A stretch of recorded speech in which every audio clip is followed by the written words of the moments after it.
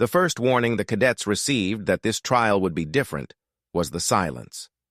Training days at the Interspecies Survival Academy usually began with a barrage of noise: boots on gravel, clacking mandibles, flapping membranes, the metallic hum of drones checking atmospheric readouts. This time, when the cadets filed into the arena, even the wind seemed to hold its breath. Marcus walked with the rest of the group toward the marked boundary line, his boots leaving clear prints in the pale dust, his gaze calmly moving from the perimeter walls to the dark metal gates on the far side.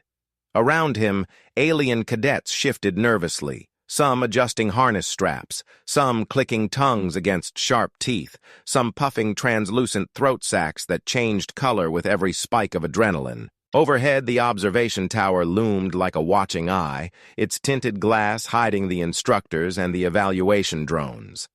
Marcus felt dozens of eyes on him whenever he did anything remotely human, so he kept his posture relaxed and his expression neutral, as if this were just another exercise, just another day of being the only member of his species in a place designed by and for everyone else.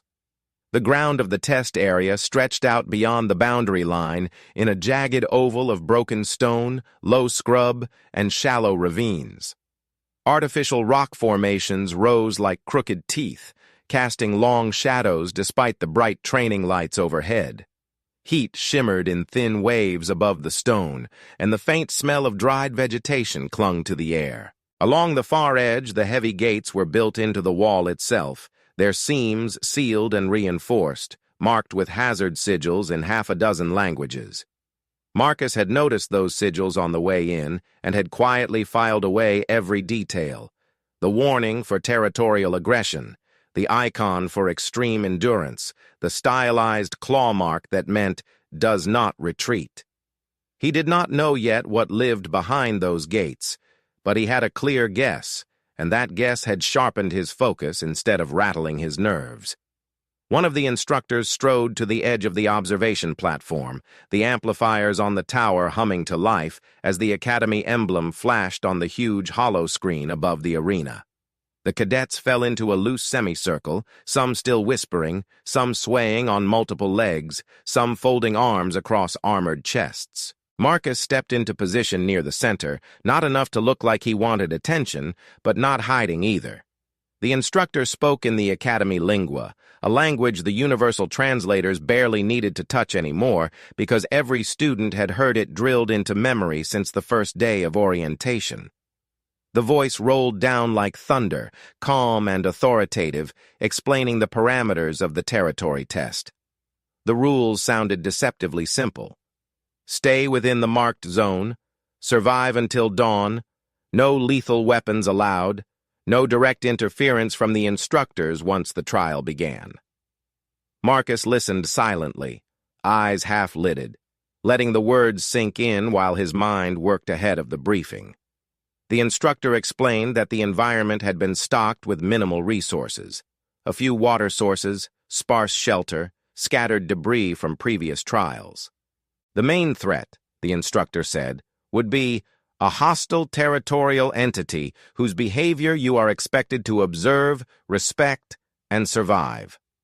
The cadence of the speech drew a nervous ripple through the crowd, an almost synchronized rustle of scales, feathers, and chitin. Marcus did not fidget. He watched the instructor's gestures instead, noting the almost casual way the hand swept toward the sealed gates, like an afterthought, like the mention of the entity was nothing more than a teaching aid. That gesture bothered him more than the words. The instructors did not waste movement. If the hand flicked toward the gate like that, it meant the creature behind it was not just a threat, it was the lesson. Around Marcus, the alien cadets reacted in familiar patterns he had seen many times since his arrival at the academy. A tall, blue-skinned cadet with slitted gold eyes muttered about previous trials in which students only had to deal with simulated storms and mechanical drones. A trio of insectoid cadets clacked mandibles anxiously, exchanging rapid-fire comments about predator-prey simulations they had studied. A furred quadrupedal cadet pawed at the dust, ears flattened, nose lifted to taste the faint scent of whatever lay beyond the gates. Marcus heard fragments of speculation and fear swirling around him like a haze. Some of the cadets were already hunting for hiding places with their eyes, tracing imaginary routes between rocks and gullies. Others were staring at the gate as if it might explode at any moment. Marcus simply breathed, slow and steady, and watched. He had grown used to being the anomaly in the group, the outlier whose physiology, culture, and instincts did not fit neatly into any academy model. On most days, this meant he had to work twice as hard to prove that he belonged. On this day, looking at the way the cadets' nerves were already fraying, it felt like an advantage. Humans, he often reminded himself at night when sleep refused to come, were a species shaped by predators and uncertainty, by the need to read danger in the crack of a twig or the shift of a shadow. If this was a test of territory and survival, then he was not walking into unfamiliar ground. The instructor continued the briefing, announcing the boundaries that would be enforced by automated drones. Crossing them would result in immediate disqualification. Attempts to scale the walls or damage academy property would result in disciplinary hearings. The cadets groaned softly at that, especially those from species that favored vertical escape routes or brute force solutions. The hollow screen displayed a top-down map of the arena for only a moment, enough to show rough zones of shelter, open ground, and rocky choke points, then vanished. Marcus memorized as much as he could in those few seconds, tracing lines in his mind, where he would go first, what he would avoid, where a territorial creature might try to corner prey. When the screen went dark, the instructors finally mentioned the last twist. The beast would be released only after the cadets had been inside the arena for a short time. The idea, the instructor said, was to allow the students to make initial choices, reveal their instinctive strategies, and then experience the consequences when an unpredictable variable entered the environment. A few cadets protested, some in polite tones, others in indignant hisses. It felt unfair to them, like the instructors had already set up the trial to punish any attempt at planning. Marcus did not see it that way. He recognized the pattern at once. The academy wanted to see who froze, who ran, who improvised, and who adapted. If he wasted time complaining, he would simply be another voice lost in the static of fear. The instructor finished with the usual phrase, one Marcus had heard so many times that it had become a kind of background sound in his mind. Survival is not about strength or speed. Survival is about understanding. The words were meant for everyone, but Marcus felt them settle on his shoulders like a familiar weight.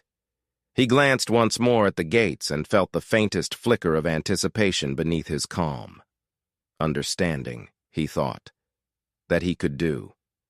The cadets were dismissed into the arena in staggered groups, each cluster funneling past the boundary line as drones scanned for illegal gear. Marcus's harness carried only standard items, a basic multi-tool, a coil of cord, a small emergency kit, and a canteen with limited capacity. No weapons, no high-powered sensors, nothing advanced. Once again, the Academy mirrored parts of his own world's survival lore. The tools mattered less than the mind using them. As Marcus stepped past the boundary line, a drone floated closer, its lens flashing as it completed a scan. A pleasant synthetic voice confirmed that his equipment was within regulations, then zipped away to check the cadet behind him. The instant he crossed into the test zone, Marcus felt the shift.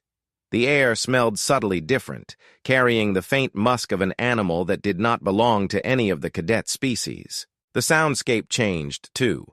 The buzz of energy fields and distant machinery faded into the background, replaced by the soft crackle of dry grass and the occasional scrape of loose stone. The arena might be artificial, but the environment had been tuned to deceive the senses into treating it as real. Marcus walked several paces into the zone, then slowed, letting the more panicked cadets rush past him. Some bolted toward the nearest rocks, determined to claim cover before anyone else. Others sprinted for the low ravines, hoping the depressions would hide them from a predator's line of sight. A few clustered in small groups, arguing about whether it was safer to stay together or spread out. Marcus listened to the arguments drifting past him. Stay in numbers to intimidate the beast, divide to confuse it, seek high ground, dig in, and wait. Every plan carried the same flaw. No one was talking about the creature itself. No one was asking how it thought, how it patrolled, what it feared, what it would ignore. Marcus knew from scanning Academy records that territorial predators did not just wander randomly. Such creatures carved patterns into their environment, walking invisible loops shaped by scent marks and memory. If a student learned those loops, that student could vanish between them. If a student did not, that student would simply stumble into the path of a creature that knew every stone and shadow better than any cadet ever could. Marcus chose a direction that did not align with the frantic rush. He headed for a low rise dotted with scrub and scattered rocks, a place that gave him a clear view of the gates and a good portion of the arena without exposing him too much. He moved at an easy pace, no wasted energy, no sudden bursts of speed. The more desperately someone ran, the more noise that person made and sound carried. The trial had not officially begun in the sense that the beast had not yet been released, but Marcus treated every second as part of the test. He knelt when he reached the low rise, pressing a hand to the ground. His fingers brushed small indentations where drones had hovered close, the faint scorch marks from previous simulation exercises, the uneven texture where Academy staff had altered the terrain. He studied the arrangement of the rocks and plants, noting how some patches of scrub formed natural funnels in the landscape. Such funnels would be perfect for driving frightened prey into a narrow kill zone. He made a mental note to stay away from those spots unless he could use them for a different purpose. From his vantage point, he watched the cadets disperse. The map in his mind updated with every movement he saw. A trio taking shelter under an overhang near the west wall, a lone cadet clambering up a tall spire of rock to claim high ground, a cluster already arguing near a shallow pool that would almost certainly become a hot spot once the beast started hunting. Marcus did not judge them. Every species arrived at the Academy with instincts honed by different worlds. Some had grown up in labyrinthine forests, some in eternal twilight, some in bustling orbital stations where the ground itself never shifted. All of them were trying to bend those instincts to a new test.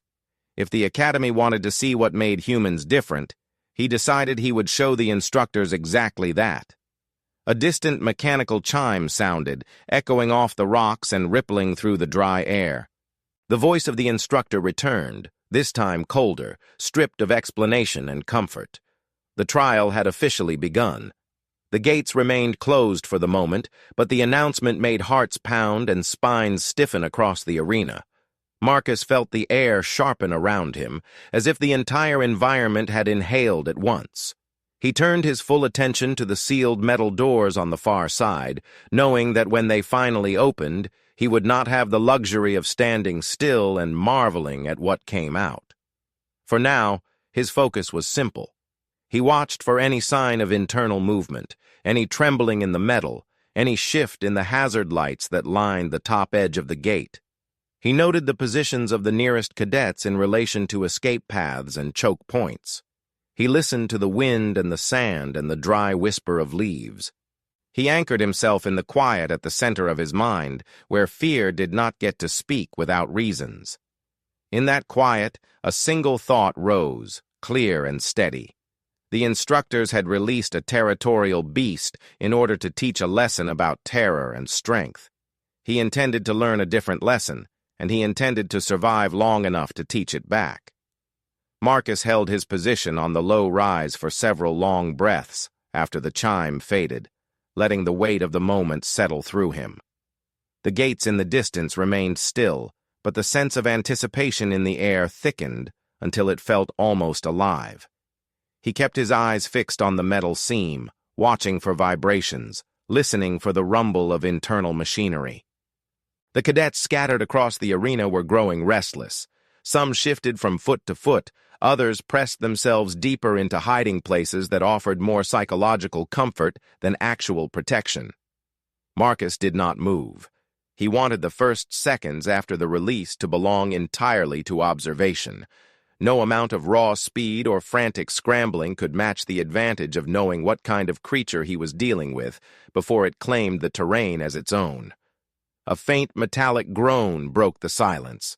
Marcus leaned forward slightly, every sense sharpening.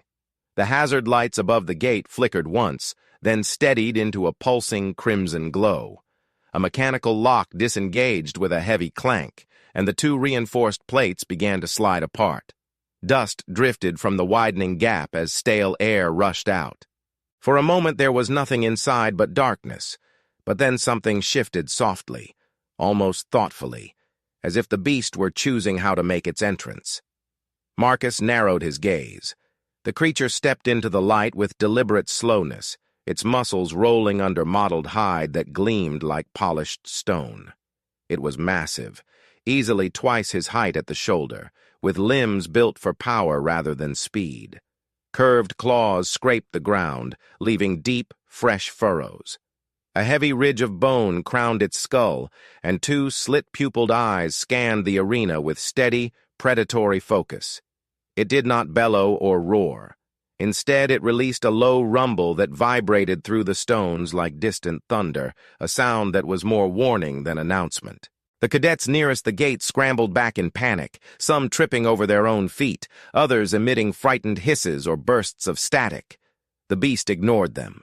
It raised its head, nostrils flaring, tasting the air. Marcus recognized the motion instantly.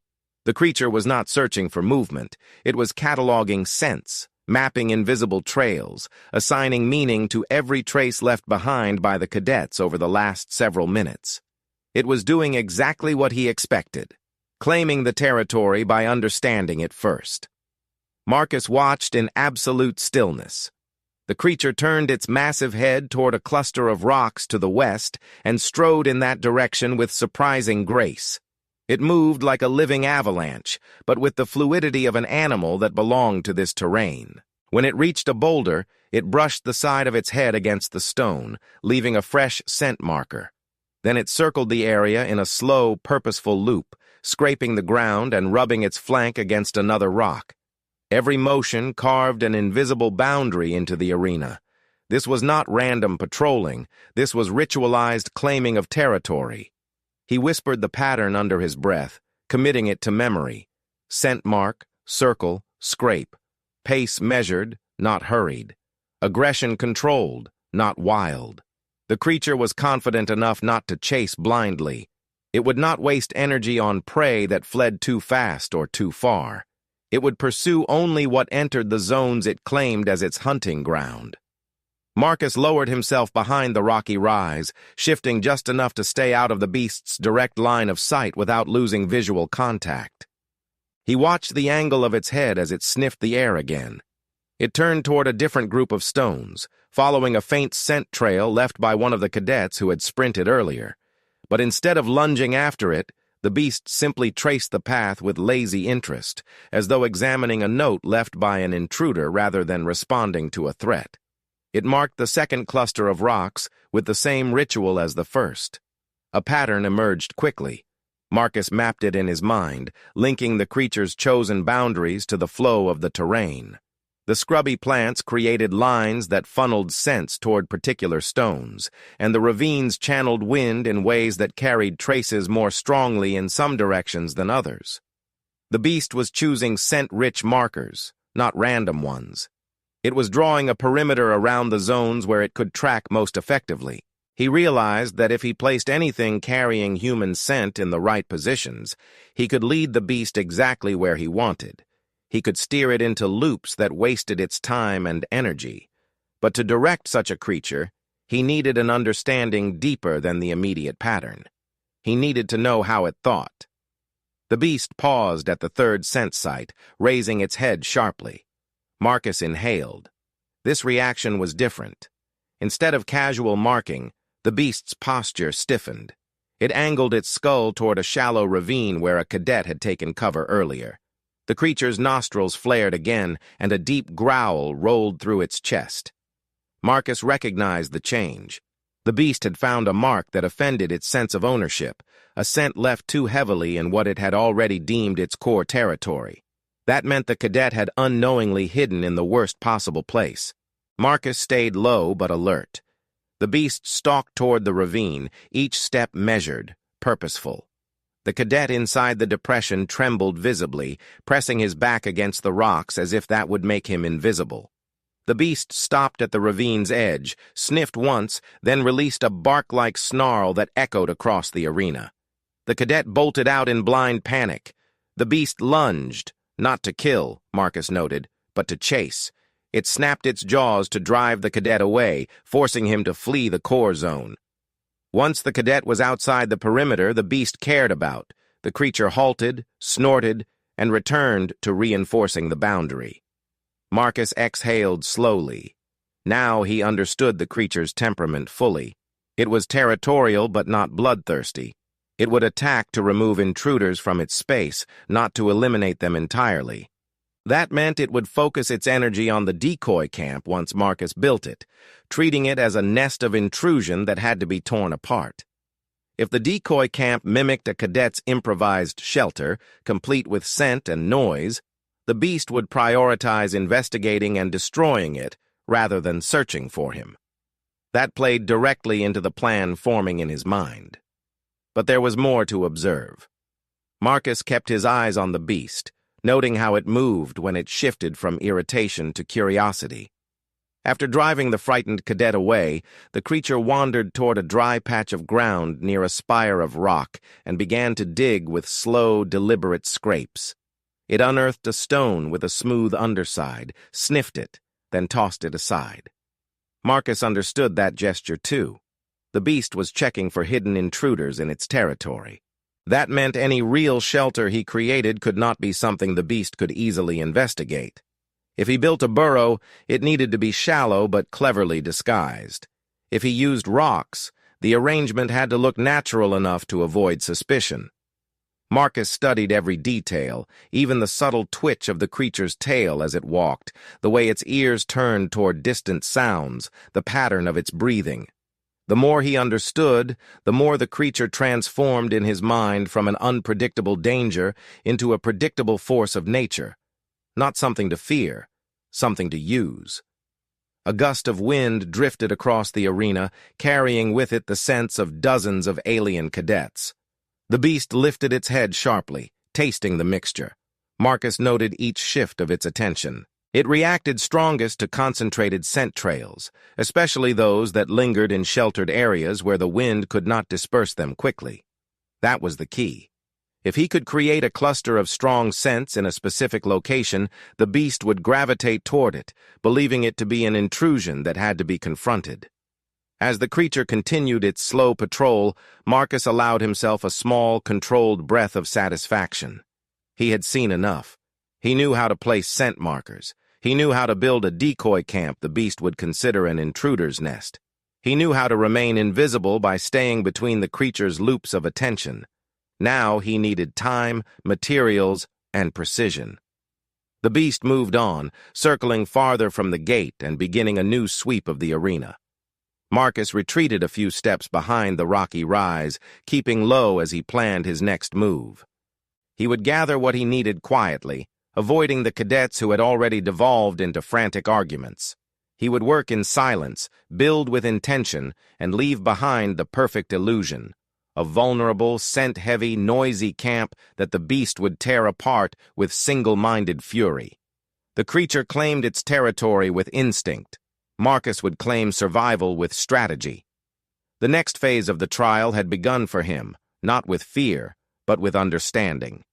Marcus moved with deliberate care as soon as he pulled back from the edge of the rise. The territorial beast had continued its slow circuit across the arena, and its heavy footfalls faded toward the southern ridgeline. Marcus knew that window of distance would not last long. The creature's loops were methodical. Eventually, it would pass near his position again. If he wanted to build a decoy camp that could mislead such a perceptive predator, he had to use every second efficiently. He lowered himself into a crouch and began skimming the ground for anything he could turn into the framework of his plan.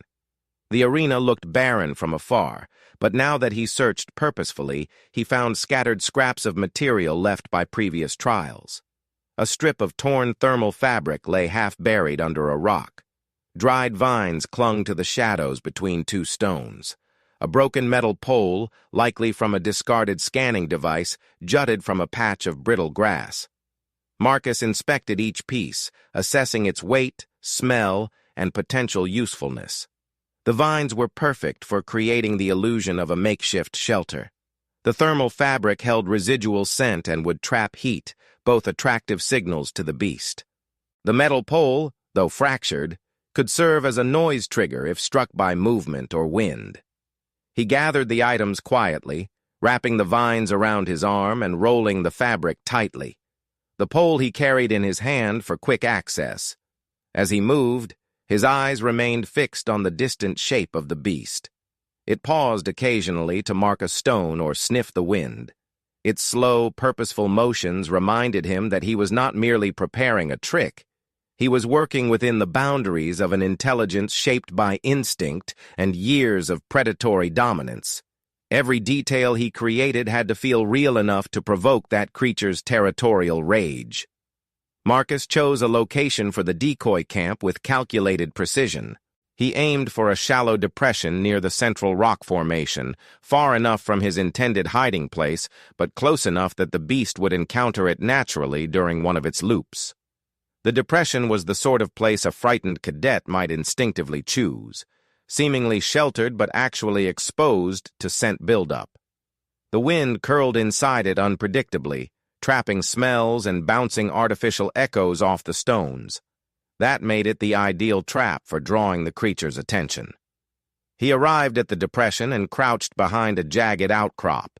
From there he had partial cover, and he could work quickly without being completely visible to any wandering cadets. The ground was uneven but workable. Marcus set the metal pole against a slanted rock to create a frame. He tied the vines to the pole, stretching them across the rock's surface to resemble a crude attempt at shelter. Then he draped the thermal fabric over the vines, shaping it so it fluttered softly each time the wind brushed past. He knew the beast reacted not only to scent, but to the suggestion of movement. A fluttering surface signaled life. Once the structure had taken shape, he added layers of subtle detail. He plucked a handful of dry grass, crushed it in his hand to transfer his scent, and tucked it beneath the fabric. He rubbed his palms against the rock, pressing lingering traces of human presence into the surface. He scraped the metal pole lightly against the ground to create the sound of something shifting inside the shelter. Each gesture was small, but the accumulation of signals would speak clearly to the territorial instincts of the creature. He stepped back to study the structure. It looked fragile, hastily assembled, and vulnerable, exactly what a panicked cadet might create in desperation. But a decoy needed more than structure. It needed signs of recent occupation. Marcus reached into the pocket of his harness and withdrew the tiny emergency heating pad that came as part of the Academy-issued kit. He pressed it between two stones under the shelter, activating the slow chemical reaction that produced gentle warmth. He knew the creature could detect temperature variations. If it sensed warmth, it would think something alive had been resting there. The detail mattered. He had learned long ago that predators did not chase scents alone. They chased meaning. The heating pad would make the decoy irresistible. Just as he finished arranging the heating element, a distant roar echoed across the arena. Marcus froze. The sound was different from the measured rumble the beast had made earlier. This one was sharper, edged with irritation. He realized the creature had reached the northern boundary line and discovered the lingering scent marks left by cadets who had passed near it in their initial panic. The beast would rush back through the arena now, ready to reassert dominance. He tightened his grip on the metal pole before reminding himself that fighting was not an option. His strength meant nothing against such a creature, but his planning meant everything. He crouched low, examining the shelter one final time. It needed one more element, the illusion of sound triggered by movement. He angled the pole so that a small gust of wind or a minor shift in the ground would cause it to tap the rock lightly. The sound was faint, but distinct. A predator investigating a suspected intruder would hear that as confirmation that something was inside. Satisfied, he backed away from the decoy slowly, careful not to disturb the soil too much. Too many fresh footprints would confuse the narrative he wanted the beast to follow. One scent trail leading to the shelter was good. A web of tracks leading in all directions was not. Marcus wiped his hands on a patch of dry stone to remove excess scent, then circled wide to approach his real hiding place. He chose a sloping wall of boulders on the opposite side of the arena. The rocks leaned together naturally, forming a concealed space that could fit him if he flattened his body close to the ground. He tested the narrow gap first by sliding his hand inside. The stone was cool, the slope angled in such a way that the beast would likely ignore it in favor of more accessible hiding places. A shallow burrow beneath a tightly packed boulder cluster did not suggest weakness or fear. It suggested emptiness. That made it perfect. Before committing to entering the gap completely, Marcus looked over his shoulder to confirm the beast's position. The creature had shifted direction and was weaving between two stony ridges, its nostrils flaring as it tracked fresh scents. It had not seen him. It had not heard him. That meant his plan was still intact. Marcus slipped into the narrow space and pressed himself against the cool earth. The rocks muffled sound, and the overhead shadows made it nearly impossible to see him without standing directly above the gap. He moved quietly, pulling dry plants over the entrance to blend it further into the terrain. From inside his hiding place, he could watch the decoy shelter through a small crack between two rocks. The distance gave him just enough visibility to judge the creature's reaction when it arrived. He calmed his breathing, controlling each inhale and exhale to avoid producing unnecessary noise. The beast's heavy steps grew louder, then faded, then grew louder again as it circled. Marcus imagined its powerful body cutting a path across the arena, its head low, its eyes scanning, its instincts sharpening with every new scent. It was only a matter of time before it noticed the cluster of human scent markers concentrated around the decoy camp. Marcus allowed his thoughts to quiet completely. He had done everything he could. He had gathered materials, shaped them into a believable shelter, enriched the site with scent and warmth, and retreated to a place that the beast would consider beneath its interest. Now he would watch. Now he would see if the hours spent studying the creature's behavior had been enough. If the decoy worked, the creature would tear the shelter apart in a frenzy of territorial indignation. If it did not, Marcus would have to adapt on the fly, using whatever instincts and observations he had left. His muscles remained still, his heartbeat steady. He felt the vibration of approaching footsteps before he heard them.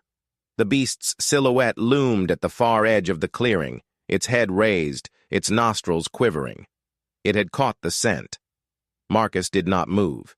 He watched through the narrow gap as the creature took one step toward the decoy campsite, then another. Each movement was slow, deliberate, and full of brewing fury. He had built the illusion carefully. Now the test would show whether it could withstand the scrutiny of a predator whose instincts had been shaped by countless territorial battles. Marcus pressed deeper into the shadows, prepared to see his strategy unfold or be forced to create a new one in the next heartbeat. The decoy camp fluttered gently in the wind, a fragile silhouette against the stone. The beast advanced, step by step, perfectly aligned with the path Marcus had wanted it to take. Marcus held himself as still as the stone around him while the beast approached the decoy camp. His hiding space, narrow, cool, silent, felt even smaller now that the creature's massive silhouette blocked part of the view. Yet he did not flinch. He kept one eye pressed against the thin crack between two rocks, steadying his breath so it matched the slow rhythm he had practiced during countless survival drills. Every subtle shift of the beast's weight, every rumble in its chest, every vibration in the ground traveled through the stone and into his bones. He listened to it all with the attention of someone who understood that information was the only thing keeping him alive. The creature stopped a few strides from the shelter. Its broad head lowered, nostrils flaring wide as it sifted through the tapestry of scents woven around the depression. Marcus saw the moment the beast detected the strongest trace of human presence. Its ears angled forward, its eyes narrowed, and the ridge along its spine stiffened. The body language radiated suspicion. The predator was not charging yet, but every muscle coiled with restless energy. Marcus could almost feel the thoughts passing through the creature's instincts. An intruder had defied its territorial claim. The beast advanced a step, slow and deliberate. Dust curled beneath its claws. The shelter's thermal fabric trembled as the wind shifted, creating a faint rustle that the metal pole amplified with a soft, clinking tap. The sound made the creature snap its head to the side, alert and focused entirely on the supposed intruder. Marcus felt satisfaction pulse quietly through him. The decoy's sound trigger worked exactly as intended. The beast took another step, lowering its body slightly, adopting a stalking posture. It circled the depression once, nosing the edge of the stones, sniffing the crushed grass Marcus had deliberately scented. The animal's attention sharpened with every cue. When the creature leaned closer to inspect the fabric, the heating pad beneath the stones radiated a whisper of warmth. Marcus saw the reaction immediately. The beast hesitated, only for a heartbeat, but its breathing deepened. Warmth meant presence. Scent meant trespass. Movement meant threat. Marcus had combined every instinctual trigger into one concentrated point. Now the beast had accepted the bait. A growl vibrated from the creature's throat, low and dangerous, the kind of warning a predator issues before removing an intruder from its territory. Then, with sudden force, the beast lunged at the shelter. The impact shook the rocks around Marcus's hiding place. The ground shuddered as the creature slammed its weight into the decoy camp, tearing through the fabric with a furious swipe of its claws. Vines snapped with sharp cracks. The metal pole clattered loudly, bouncing against stone as if something inside were scrambling to escape. The beast roared, slamming its head into the remains of the structure, ripping and shaking and flinging debris out of the depression with unstoppable ferocity. Marcus stayed motionless. But inside him a controlled breath slipped out, a silent acknowledgement that the plan had taken hold. The predator's instincts were fully occupied now. The beast believed it had cornered an intruder. It acted with the rigid, predictable fury of an animal defending its core territory. The creature lunged again, tearing at the remaining scrap of fabric. Its claws raked grooves into the rock, scattering fragmented vines. It attacked not with the wild abandon of hunger, but with the righteous violence of dominance. It wanted the intruder gone. When the decoy resisted by virtue of debris tangled around the rock, the beast responded with even more aggression, hooking its claws beneath the fabric and tearing upward with explosive strength. The thermal cloth shredded under the force, fluttering through the air like tattered feathers. Marcus listened to every motion, cataloging how the beast responded to resistance. The predator pressed its head deep into the shelter, snorting loudly as it tried to locate a body that did not exist. Breath hissed against stone. Frustrated growls rolled out in heavy pulses. Marcus detected a shift in the creature's behavior, not enough to endanger him yet, but enough to mark the transition from expected response to growing irritation. The beast had destroyed the nest, but had not found the intruder. It would not be satisfied easily. He had planned for this. The decoy needed to occupy the beast for as long as possible. Marcus had deliberately weighted part of the fabric beneath a rock where the predator would have to pull at awkward angles. He had also arranged the vines so that tearing them would produce friction sounds. Small details, but they created the illusion of something resisting. Each noise pushed the creature further into a cycle of investigation and fury. The beast pawed at the ground, sending dust sweeping across the depression. It bit into the largest chunk of fabric, shook it violently, then hurled it toward the rocks. It shoved its head beneath the remaining debris and emitted a deep growl that reverberated through the stone. Marcus could feel that sound in his ribs. The illusion held. The predator believed something had been here. But illusions did not last forever. Marcus heard the first shift in the creature's breathing, the change from territorial rage to confusion. The predator pulled back slightly, tilting its head as it processed the absence of a warm body. Its tail lashed once, a sign of irritation. It sniffed the heated stones again, snorted, and dug them out with methodical force. When the heating pad tumbled free, the creature snapped its jaws around it, expecting flesh. The pad crinkled uselessly. Irritation turned into sharp, frustrated anger. Marcus tensed. This was the moment where the creature's behavior could pivot into unpredictable territory. A territorial beast that couldn't find the intruder might widen its search area. He needed to anticipate its next movement. He studied the creature's posture closely. The beast dropped the heating pad, growled at it, then stepped backward. It did not wander blindly. Instead, it pressed its nose to the ground and began retracing the scent trail Marcus had intentionally left, leading into the shelter. The predator followed the trail outward, head low, scanning for the intruder's next direction. Marcus had crafted the trail carefully. It ended near the shelter and did not continue. The creature reached the last footprint, lifted its head, and roared in frustration. The sound rippled through the arena, startling several cadets into yelps or nervous chattering. Marcus remained hidden, unmoving.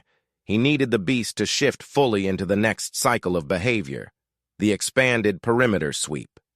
If it began expanding its territory aggressively, he had to ensure he remained outside the creature's primary search radius. He could not risk staying too close to the decoy after the illusion broke. The beast stomped around the perimeter of the depression, marking new boundaries with sharp, assertive movements. It rubbed its flank against a boulder, scraping its scent deep into the stone. It slashed the ground with its claws, carving deep marks as a warning. Then it raised its head and scanned the area slowly, deliberately, as if daring the intruder to reveal himself. Marcus was ready for this. He slipped farther back into the shadows of his hiding place, pressing his shoulder against the cool stone to minimize his silhouette. He knew the creature's senses were sharp but focused. The predator searched for motion, warmth, scent, sound, signals that indicated a living intruder. His hiding place provided none. After a long moment, the beast snorted, frustrated but unwilling to abandon its search entirely. It turned away from the destroyed shelter and moved down the slope, sniffing shallow ravines and nudging stones aside. Each step grew gradually less aggressive. Marcus recognized the rhythm of the creature's instinctual cycle. The initial territorial fury had passed. The creature was now in the secondary phase, restoring order to the disturbed area and expanding its search radius to re-establish dominance. This cycle would be slower, less focused on specific scents, more on asserting presence. Perfect. That gave Marcus time. He watched the massive silhouette fade into the maze of rocks and scrub, its heavy breath blending with the wind. The decoy camp lay in ruins, shredded fabric hanging from stones like remnants of a lost struggle. The noise of destruction drifted away, replaced by the deep silence of an arena holding its breath. Marcus exhaled at last, measured and quiet. The plan had worked. The predator had committed fully to the illusion. Now came the next step, using the creature's temporary distraction to strengthen his position and begin the final phase of outsmarting it. Non-violent survival was not about staying hidden forever. It was about directing danger away from oneself until the environment became predictable. Marcus had steered the creature's fury once. He could do it again. But first he needed to move, not far, not loudly, but deliberately, before the beast completed its expanded sweep and circled back. The night was deepening, and the trial still had many hours left. Marcus prepared himself mentally for the next phase, knowing that the predator would not rest until dawn, and neither could he. He tightened his grip on the stone beside him, shifted his weight silently, and began planning his next move with the calm focus of someone who understood that survival was a dialogue between fear and strategy. Marcus waited until the last tremor of the beast's footsteps faded into the distance before he moved. The air in his hiding place felt heavier, packed with the echo of roars and the grinding scrape of claws on stone, but the immediate danger had rolled away like a receding storm. He drew in a slow breath, pressed his palm lightly against the ground, and felt only the low hum of distant vibration rather than the sharp impact of near footsteps. That was enough. He eased his shoulders away from the stone, careful not to dislodge the dry plants he had pulled over the gap, and slid backward out of the narrow space. The arena air, open and cold, met his face with a faint bite. Night had deepened. The artificial lights overhead had dimmed to a cooler hue to simulate late hours, and long shadows pooled between rocks and scrub. Somewhere in that darkness, the territorial beast continued its patrol, now with fresh scent marks laid down around the ruins of the Decoy camp. Marcus did not look in that direction. He already knew what he would see there: shredded fabric, scarred stone, and the invisible lines of dominance carved into the ground like scars in the air. That was no longer his focus. He needed to ensure that his position remained safely outside the creature's renewed boundary. He crouched low and scanned the terrain from his vantage point. The arena felt different now that the trial had progressed. Earlier, the scattered movements of panicked cadets had given the field a constant, restless energy. Now, many hiding places had gone quiet, occupied by cadets who had settled into exhausted stillness or trembling anticipation. A few reckless figures still moved from cover to cover, but each dart through open ground drew a subtle reaction from the beast in the distance, a tilt of its head, a shift in its pacing. Marcus noted those responses, then turned his attention back to his own path.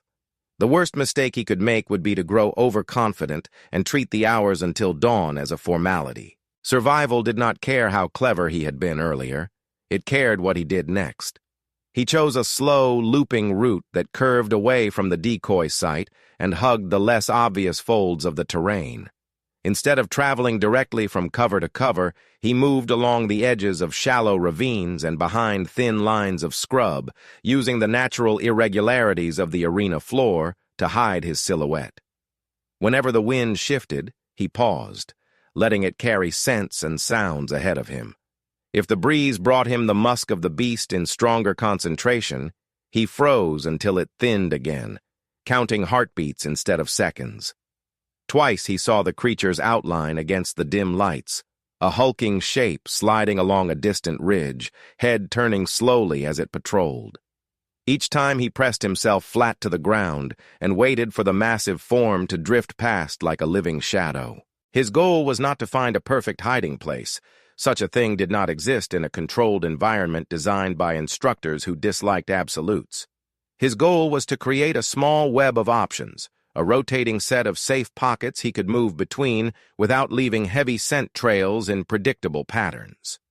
He marked potential fallback spots in his mind: a split boulder near the east wall, a patch of scrub that hummed with insect life near a shallow dip, a slanted rock that cast enough shadow to hide him if he lay perfectly still. Each became a mental waypoint in a survival map he updated constantly. He rested only in short intervals, never long enough for his presence to sink into the terrain like a stain. The night stretched. Time in the arena lost the ordinary rhythm of clocks and schedules. Instead, it became a sequence of sounds and silences, the beast's distant roars, the scrape of loose stones under an unwary cadet's feet, the soft hiss of wind around sharp rocks. At one point, Marcus heard a cadet cry out in fright as the predator surged close, followed by a heavy stomping chase and then abrupt silence. No alarm sounded, no call for medics. The instructors would not intervene unless a line no one wanted to cross was about to be breached. Eventually, Marcus saw the cadet sprinting along the edge of the arena, shaken but alive, now making a wide arc to avoid the beast's newly reinforced path. The sight confirmed Marcus's earlier assessment. The creature cared about intruders in its claimed spaces more than it cared about hunting in open territory. If someone fled fast enough, it let the intruder go once the boundary was reestablished. Marcus made sure never to be the intruder. He stayed in that narrow band between core territory and meaningless distance, a ghost slipping through the cracks of ownership. His muscles ached from holding awkward postures, his throat felt dry despite careful rationing of water, and his eyelids grew heavy more than once as fatigue tried to erode his concentration. Each time, he forced his attention back to the details that mattered: the direction of the wind, the faint glow of hazard lights overhead, the latest position of the beast.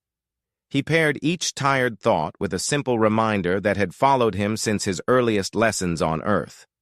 You rest when you are safe, and you are safe only when you have earned it. At some point, without announcement, the quality of the darkness changed. The overhead lights brightened from cold to pale, mimicking the thinning of night before dawn. A faint, artificial gray seeped into the shadows, softening their edges.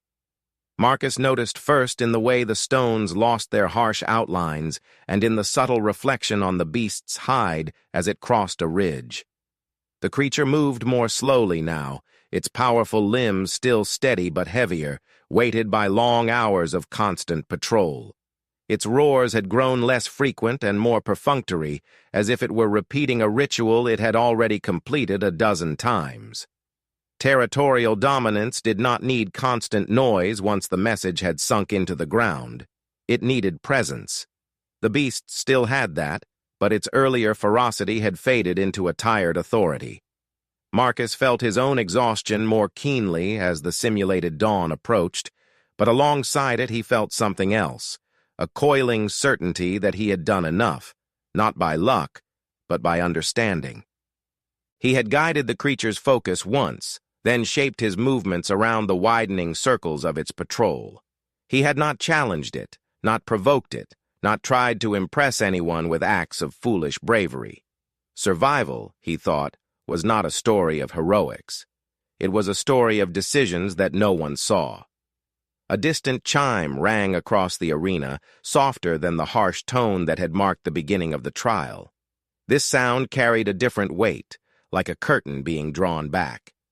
A calm voice followed, amplified from the observation tower and transmitted through the thin morning air. The trial, the voice announced, was entering its final phase. Cadets were ordered to remain where they were until instructed otherwise. Movement would be monitored and could affect final evaluation.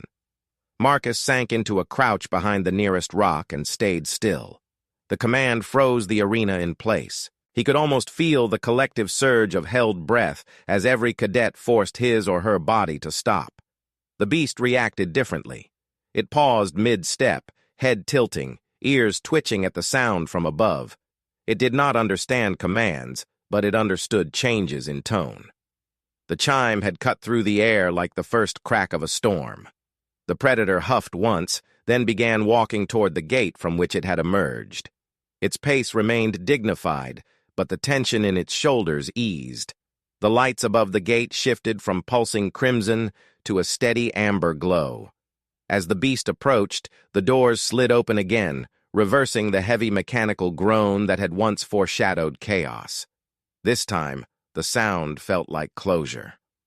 Marcus watched from his cover as the creature stepped back into the darkness beyond the wall without a backward glance. No roar, no threat, no final display of dominance. It vanished with the calm assurance of a ruler returning to a throne that no longer needed defending. The moment the beast disappeared, Marcus felt something inside his chest unclench, a knot of readiness that had held tight all night. Another chime sounded. The instructor's voice returned, measured and formal. The trial was over. Cadets were ordered to stand and walk to the central marker in the arena for debriefing. Marcus rose slowly, testing his legs, feeling stiffness roll through his muscles. Dust clung to his clothes and skin. His throat tasted like metal and sand. Yet as he stepped into the open and began walking toward the designated point, his movements were steady and controlled.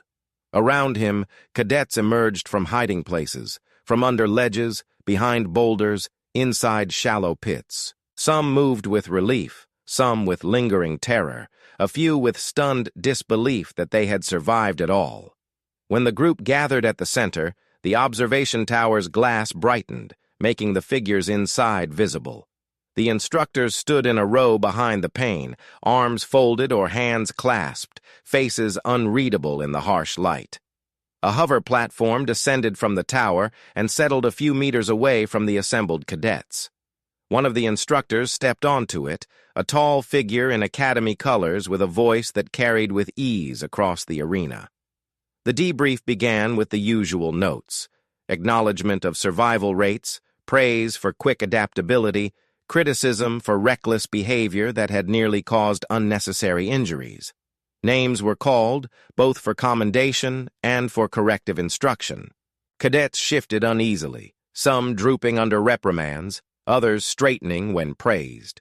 Then the instructor's gaze settled on Marcus. The platform glided a little closer, and the instructor pointed toward the ruins of the Decoy camp, still visible in the near distance like the remains of a small disaster. The beast's claw marks and torn fabric framed the depression in vivid, undeniable evidence. The instructor explained to the entire group what had been observed from the tower. A human trainee who had chosen not to flee blindly, who had watched the predator, identified its patterns, and constructed a false camp that exploited the creature's territorial instincts. The decoy had absorbed the brunt of the beast's fury, the instructor said, while its creator remained outside the primary danger zone. Several cadets turned to stare at Marcus, some with astonishment, some with a hint of envy, a few with dawning respect. The instructor's voice did not carry admiration alone. It carried emphasis. The point was not that Marcus had tricked the beast. The point was that he had refused to see the creature as pure danger and instead treated it as a phenomenon that could be studied, understood, and navigated.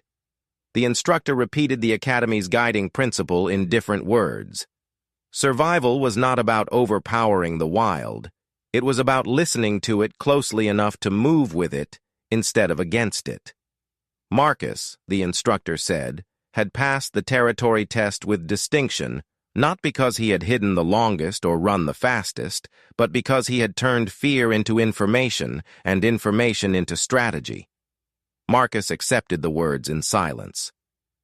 He did not lift his chin or clench his fists in triumph. He simply met the instructor's gaze and nodded once.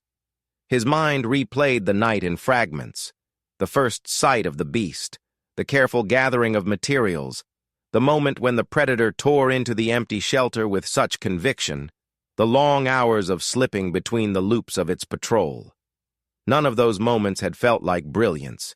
Each had felt like a choice made in a narrow space between danger and thought. Yet standing there now, with dust on his boots and tiredness in his limbs, he understood that the sum of those choices had become something larger than himself. As the debrief ended and the cadets were dismissed from the arena, quiet conversations blossomed around him. A scaled cadet asked how he had known the beast would go for the decoy. An insectoid cadet clicked in disbelief that he had dared to put his scent so close to the creature's path. A furred quadruped, still trembling from a close encounter, watched Marcus with wide eyes and murmured that he had made the beast look almost predictable. Marcus answered only what mattered. He said that he had watched first and acted second. He said that he had trusted patterns more than panic. He said that the beast had not been his enemy so much as his teacher. Long after the arena emptied and the training grounds returned to their usual hum of activity, the story of the decoy camp continued to circulate. Cadets retold it with embellishments, as cadets always did, turning quiet decisions into dramatic scenes. Yet at the core of the story, one truth remained unchanged. When the instructors released a territorial beast into the trial, the human trainee had not met it with claws or bravado.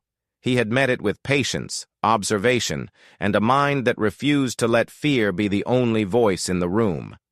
In a place built to test the limits of every species, that choice became his answer to the world he shared with predators, storms, and unknown stars.